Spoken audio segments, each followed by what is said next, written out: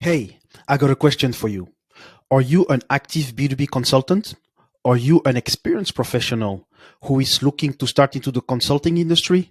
Or are you a student wondering whether or not starting a career in consulting is worth it?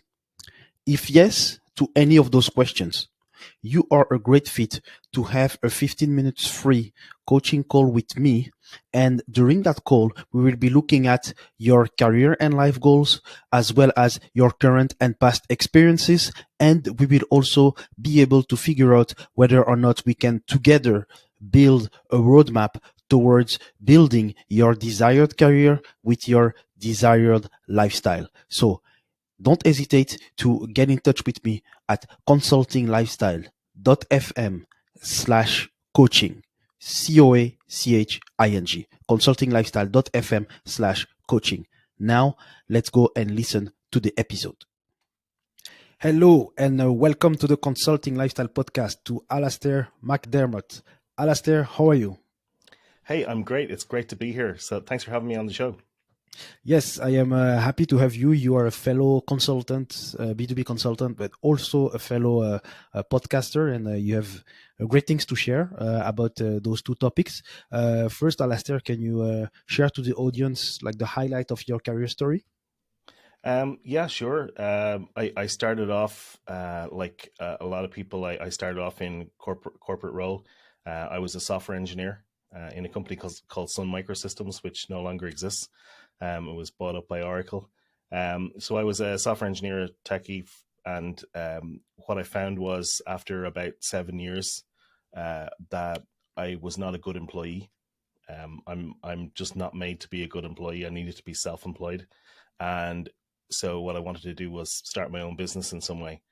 And so what I looked for was I looked for what in my skill set is saleable. What can I actually do and get paid to do by other people. And so while I was doing that, I was also reading books by a guy called Alan Weiss, who a lot of consultants will know. He wrote Billion Dollar Consultant and probably 65 other books. I've since actually interviewed him on my podcast, which is very Excellent. interesting guy. Um, but back then, I was looking through my skill set to see what can I do, and I had only one thing that I could really look at, which was I didn't do it professionally, but I did some search engine optimization for a few friends of mine, and back in 2006, 2005, 2006, 2007. Search engine optimization was actually really technical. We didn't have as much of the tools that we have nowadays, so a lot of the technical stuff need to be done by hand. And because I had that software engineering background, I was able to do a lot of that kind of stuff. So that was where I started. So I started a business, which was effectively me as an SEO consultant, Mhm. and then that business, as businesses do over time, and as you do with your skills, and as you meet the market, you change what you sell. I rebranded it to Website Doctor, and I ran it like a generalist agency for a long time. Realized I had some problems with my positioning. I needed to niche down and specialize. It took me a long time to get to the point where I realized that.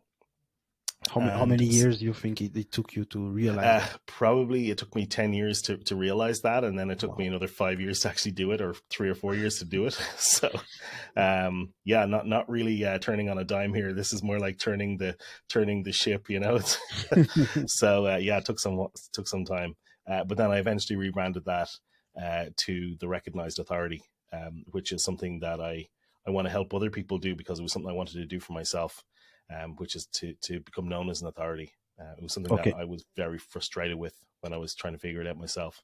And once I figured it out, I wanted to kind of share that. Okay. Okay. Excellent. Um, So from being an SEO to the website doctor to the recognized authority, there are many years as you said. But to get to realize and to apply that journey of being the generalist and starting to specialize yourself. But how did you realize, and did you ask for coaches or for mentors to help you into being more specialized? How did you? I did eventually. So when I realized I had a problem, the thing that really helped me was I was trying to create content. So I was doing two things. I was writing blog posts, and I was trying to plan a podcast. Mm-hmm. And I was trying to plan a podcast back in 2014. And uh, so anybody who's started a podcast knows, there's certain things that you go through when you're planning a podcast. And I had done a whole bunch of those things, including picking a name, designing artwork. I had written out the title, the intro. I had actually hired somebody and gotten somebody to record the voiceover intro. So I had everything ready to go. Uh, but I was really stuck with the podcast in terms of the content and the topic. It was just so bland. It was so mediocre. It was so generalist that I didn't really have any kind of deep insight into what I was talking about because it was so generic. Mm-hmm. And this reflected the clients that I had at the time. So I was running a generalist web agency. Some of our clients were local government.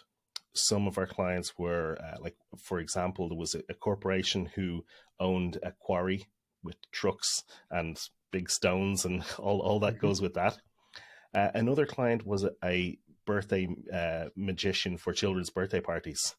Another client was a dentist. Another client was an optician. I'm just kind of trying to give you an example, Yeah, like all sorts, a all huge sorts. range.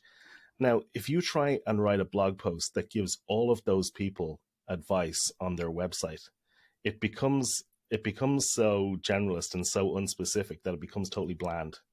Mm-hmm. And so I only realized that this was truly the problem when I started doing the podcast planning. And I realized I actually don't have any specific target audience here. I'm trying to be all things to all people. And as a result, I'm nothing to nobody.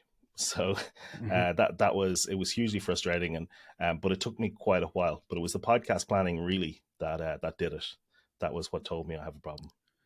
Excellent. And then you chose a kind of a specialization.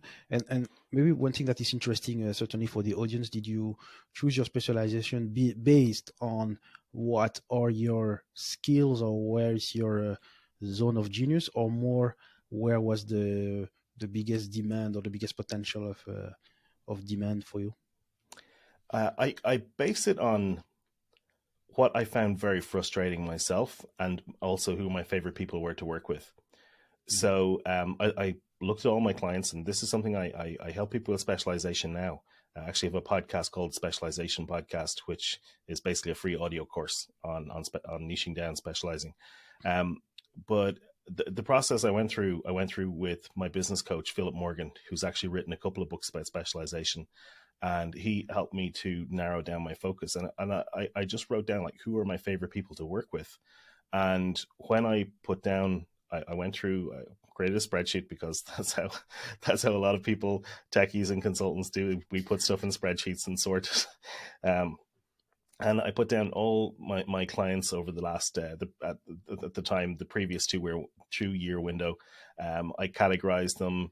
I put down how much I would like to work with them again, how much I felt I was valued, how much value I felt I could bring to them, and so I sorted, categorized. I looked at them. I wrote down notes, and I realized that the people who I liked working with the most were consultants, and that was who I wanted to work with.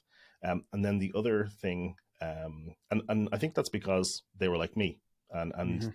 And the other thing was that the part that I had found really frustrating was that I was helping my clients, and I was helping them with things like social media, and I was able to get them really great results.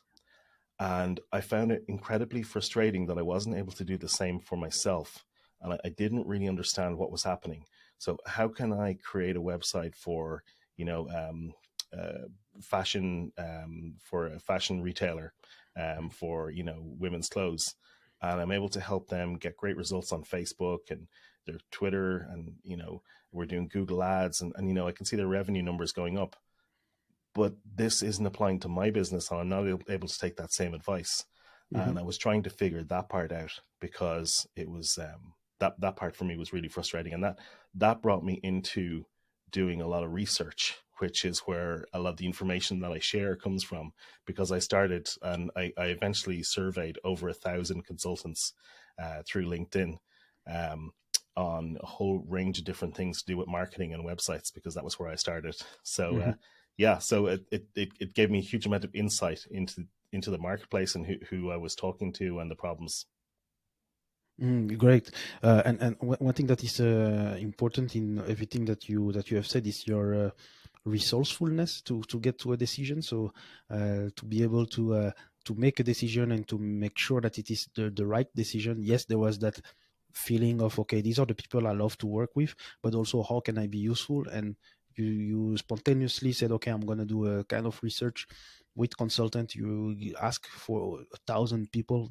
That is huge. That takes a lot of time, and then to analyze all those answers and make a decision takes again a lot of time. But that's great. That means that you're not, because a lot of people of professionals who decide to become consultant, sometimes they could do it, and it's understandable, but they could do it as like in autopilot, basically saying Hmm. it's just an extension that what they were doing maybe Yeah. as employees. So Well, I had done it on that autopilot. I had mhm, done that for quite a long time, mhm, so that was why I didn't do it that way this time, mhm, because I realized, something has to change. You got to change if you keep doing the same thing, you're going to get the same results. So I had to mhm. change something. So that was what changed there. Okay, and then in terms of so becoming a specialist, and then you have that podcast called Recognize Authority. So how could that consultant that started maybe in their business in autopilot or became as started as a generalist, how can they become like that recognized authority in their field of specialization? Yeah, well, so I see, and I talked to you a little bit before about how I see this journey to authority that we all go through, and I think that there's a path that a lot of people will take. It doesn't fit everybody because everybody's journey is a little bit different, but there is this typical path I see, where everybody who is on this path, they start out as a novice, and everybody starts out as a novice, and we're inexperienced, and so it doesn't mean we're not smart people, but we just don't have a huge amount of experience to base decisions on. And so what we do, the first thing we do is we get experience. So we go through that process of getting experience, and then we get to the next kind of the first tier on the path is we are this generalist expert, Mhm, and we're really good at what we do. We don't typically have any kind of specialization, and we're seen as experts by a few people who are around us, but other people who don't know us would not consider us experts because they don't know us at all. And mhm, so I consider this to be, I call it the generalist, but I can consider that to be the invisible expert. So it's like we're wearing a cloak of invisibility, like in the Harry Potter movie. So we're really good at what we do, but nobody knows about us. And a lot of people will stop there, and you can make huge amounts of money doing that as an independent consultant. I know several people who are making in the millions of dollars doing just that. And but the next step or the next goal is to take off that cloak of invisibility. And how do we do that and become a recognized authority? Well, I think that for me the key part is, the phrase is the recognized authority in his field, in her field. And so the field is really crucial. If you do not have a specific field, then you won't be recognized as an authority because you don't have any specialization. And that's where I think that the specialization step is really key. Now, a lot of people will have accidentally fallen into specialization through their work, and they don't really need to make a decision about that specialization. But some people won't have made a decision, or won't naturally have fallen into specialization. And so people who are in that situation need to actively choose. And that can be really hard. I kind of view this as a mountain range because there are different paths through, but it's very helpful to have a guide through there because it's difficult to do it, and it's also fraught with fears and perils. We're a lot of people. You talk about specialization with them, they think, oh my god, I can't do that. I'd be reducing the size of my market. exactly. I'd get really bored. It's not, there's a lot of fears around that. But most of those fears, if you push through, turn out to not actually really be a problem. Um, so the joke is, double my fees. Oh my god, I'd lose half my clients. It's the same with specialization. When you specialize and you make your market much smaller, you become much more attractive to clients in that market because you Yeah. are a specialist, and you become just for them. And so it's a much easier choice for them to make, and then you can also increase your fees because of that. And once you're on that path to increased fees, everything else becomes a lot easier as well. Yeah. Yeah. And how do you materialize that authority? So I'm sure there are multiple ways, but there's some ways that maybe you use Mhm. or some of your clients are using. Yeah, so if I go back to the journey to authority, so we were this invisible generalist, and then we went and we specialized, we niched down. But at that point, we don't have any more recognition than we did when we were generalists. We just have specialized down now. And so the next thing to do is to actually earn that recognition. And typically that is by sharing our knowledge. And people do this in a lot of different ways, but the typical ones are speaking and writing. And so you write a book, you become known literally as an authority author is in there. You become known as the person, he wrote the book in it, she wrote the book in it. It's even in the language that we use. Mhm. So that's a way that we describe somebody as an authority in their field. And speaking, and this is speaking. We're podcasting, but podcasting is speaking. Um, having a YouTube channel is speaking. Mhm. All of these different things. Usually, the more risk that's involved or the more work that's involved in it, the more value people will place on it. So, if somebody sees a book and they see that it's published by a publisher, it's bound, they see a physical book, they'll rate that a certain amount of authority. If it's a bigger book versus a smaller book, all of these little Mhm. things that go into something like that, they'll see the same with YouTube. They'll see the same with podcasts. Um, so I consider this to be our body of work. So what Mhm. we're doing is we're creating this body of work by creating these kind of we're giving people multiple touch points to meet us and to encounter us as we share our knowledge in different things. Mhm. And so what the way I see it is our job, and people talk about content creators or calling people creators or content marketing, which is this really bland phrase, but it's actually really important because what we're doing is we're sharing our expertise and our knowledge. And that's what allows people to figure out, yeah, I want to work with that person because Exactly. so Yeah. that's Yeah. how I see the last step of that journey to authority is going from being this specialist who doesn't have recognition to being that recognized authority. Is you're literally putting yourself at that podium by speaking and publishing. Yeah, yeah, that's very important, and it's a minority of people that is actually doing it. So it's a very good way to stand out. Before going back to something that you mentioned about podcasting, because I understand that you have more than one podcast. Um, with regards to from a business a model perspective, so when you were an SEO consultant, then you had website doctor, then now a recognized authority. So, and we have talked about charging doubling fees, etc. Are you still working as a consultant? Are you working based on hourly fees or project based fees or a mixture of different ways? So typically not, and I would encourage everybody to get away from hourly fees as quickly as possible. And one of the best ways, one of my favorite ways of doing that is through productized services. So this is where we take a service and instead of tailoring it to every client, we turn into this fixed price, fixed scope productized service. And then and typically this doesn't appeal to people who are generalists because every project is different for them. But once you specialize, you're able to do this because you're working with clients on the same problems, the same types of clients, the same types of problems. And what you're able to do then is you're able to totally disconnect from the hourly rate, and it becomes you're able to optimize tasks within that service. So yeah, I think that productized service is I think for me it's been crucial. So it's something I Yeah. would encourage people to look at. Yeah, yeah, it's marries very well with being specialized. And are you uh, the one always executing all the work, or do you have employees or assistants? I've had a full time assistant for 2 years now, I think. Mhm. Yeah, yeah, actually now exactly 2 years this month, and that's been a big deal. Before that, I had a part time assistant, but and also because I'm still running my website, Doctor Brand. I'm not really involved in it. I made a rule, or not really a rule, a goal for myself. 4 years ago, I didn't want to have to log into a website backend, so that somebody else would have to do that.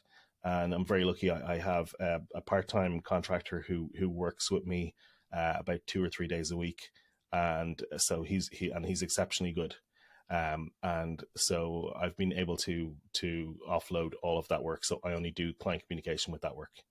Yeah, So so I very much encourage you to consider, dear listener, consider getting people to offload any of the time consuming tasks that you're doing. Definitely at least your bookkeeping, admin tasks, um, anything repetitive and time consuming. And then if there's any of the work that you're doing that you can just chunk off and hand off to somebody, you can still stand over. You can still go through and make sure that it's up to your level of quality. But it frees up a lot of time, but more energy, I think. So yeah, I think the last time I did my own bookkeeping was about 5 or 6 years ago, and oh wow. so and I'm just not good at that. And there are people out there who like doing it. That's the other thing. Mhm. So yeah. Yeah, it's important to stay in your zone of genius. And speaking with you, you promote, you want people to be a recognized authority. That means that on top of doing their work in their field of expertise, is also publishing some work. Hmm. So whether it is through speaking or writing or making videos, etc. So that already is a lot of time, a lot of It's energy. So incredibly time consuming. Yeah, and yeah. and that's and that's something, because like I meet a lot of people who say I don't have time for content creation, for publishing, for writing.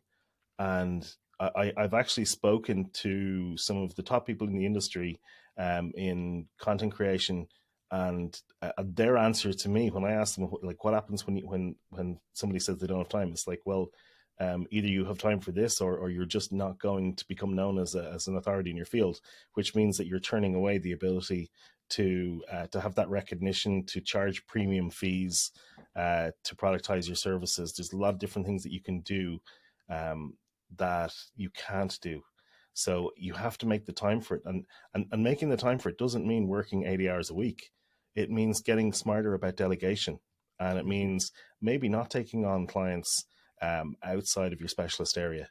Increase your fees and take on less clients, but provide them more value. And Mhm. that's the route forward, and delegate as much as possible. and Yeah, and I almost everybody listening to this podcast can probably double their fees. I promise you that you probably can double your fees, and if you lose half your clients, that's absolutely okay, and then you've got some time back, mhm. and then start to seriously consider what can you create content around, and the more specialist, the better, because then your content becomes really interesting.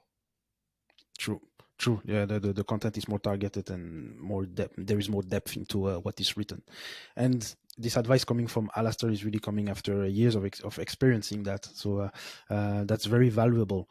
Um, And Talking about I say yeah. all this because I have made every mistake. I have screwed up so many times. So yeah, so please learn from my mistakes on that. Mhm.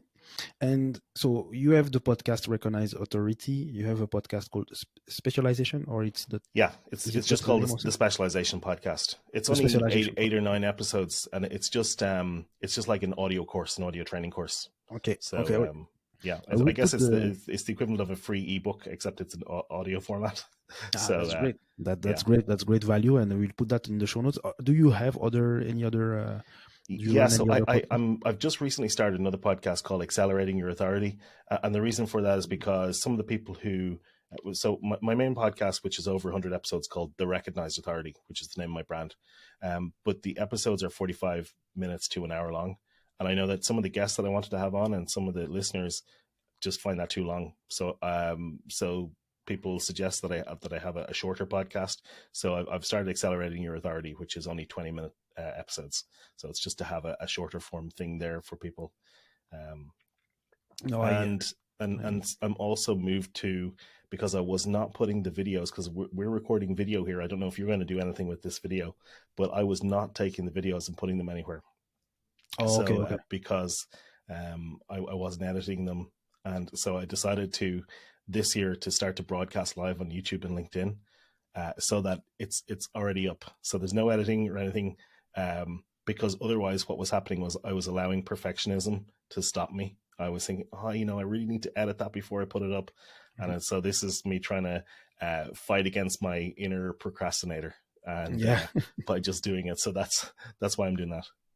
Yeah, that's a good point. Actually, this episode now, it's both audio and video. So if you are listening to this episode on one of popular podcasting platforms like Apple or Spotify, there is also an actual video of the episode that is on the YouTube channel Consulting Lifestyle. So yeah, thanks. You gave me the chance to plug that in, actually, Alastair. So Cool.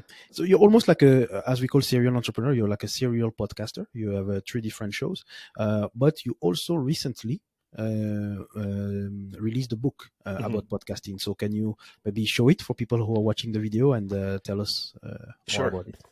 So, not really surprising to anybody listening. It's about podcasting. So it's called 33 Ways Not to Screw Up Your Business Podcast. And so it's for anybody who's thinking about starting a podcast for their business. And the reason that I wrote the book, I kind of accidentally wrote it. I didn't really mean to write a book about podcasting, but I had an author on my podcast and I interviewed her, Anne Janzer. And she said, oh, I know somebody who'd make a great guest for your podcast. It's Melissa Wilson. She's a publisher.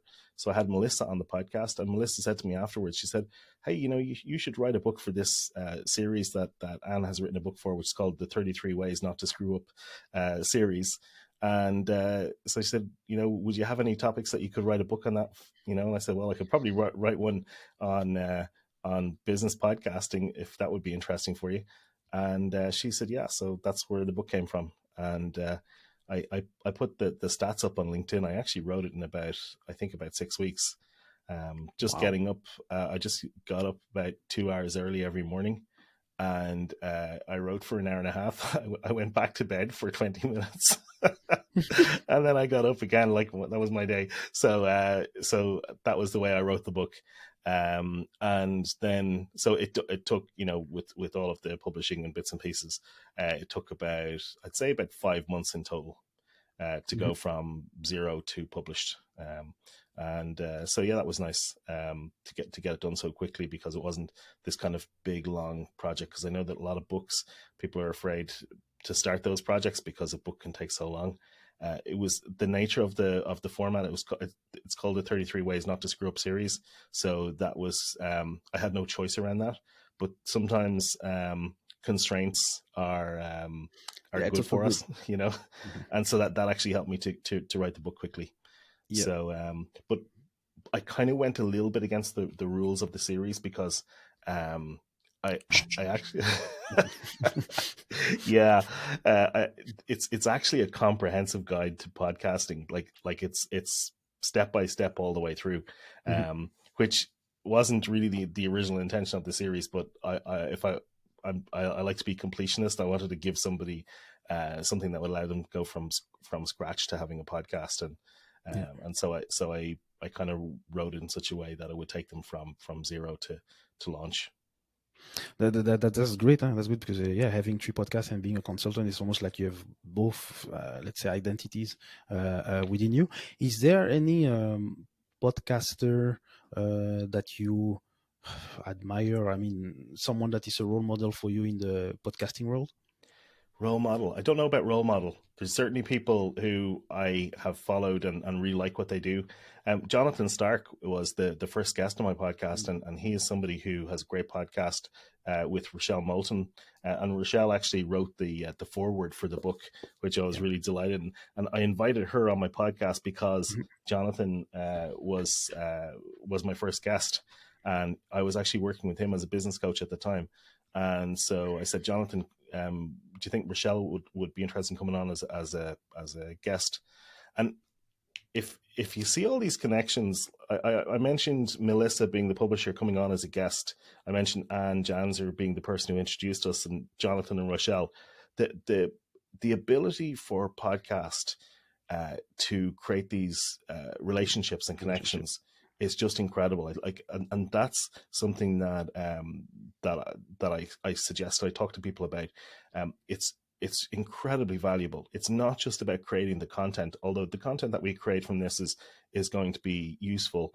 The people who are listening to this, I hope they're getting something out of it. There's something educational and maybe even entertaining about podcasts, and maybe we should be upping the entertainment level a bit. And that's something I think about as well, about bringing story in and things like that. Mhm. But the value, the true value of the podcast, in terms of those introductions and the networking part, I think it's really it's invaluable, really. Yeah, And it's something that I think that there is no better LinkedIn connection request than I would like you to come on my podcast as a guest, and like exactly. nobody's going to refuse that Mhm. connection request, even if they don't end up coming on because it's not a good fit. But it's such a great way to connect with people. Yeah, I agree. I agree. It opens up a lot of opportunities.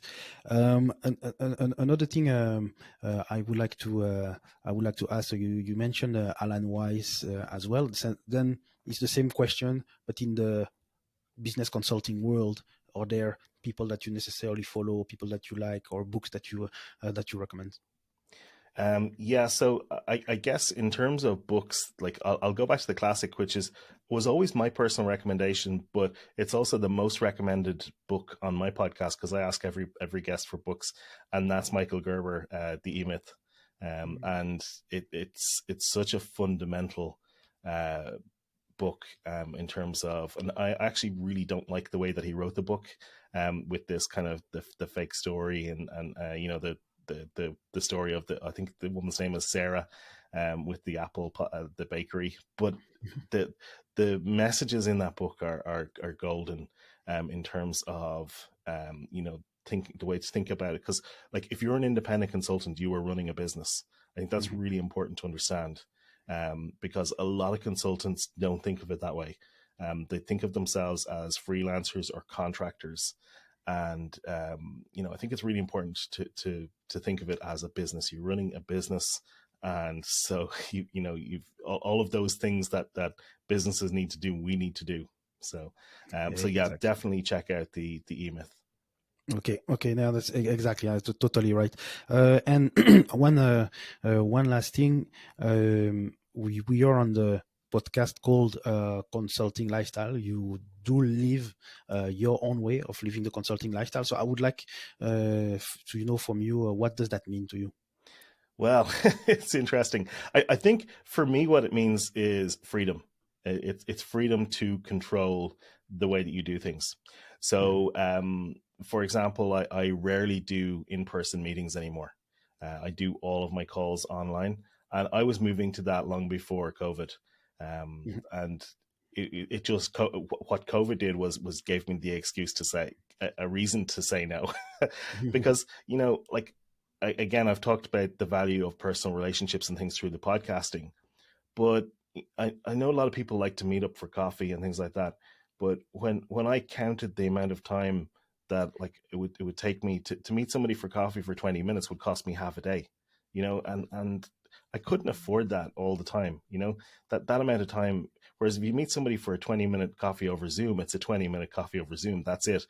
You don't have to get in the car or walk down to the train station, get a train into town, and go find Mhm. the coffee shop or the hotel where they're in the lobby, all of that. And yeah, I really do get, it's nice to meet up with people in person as well.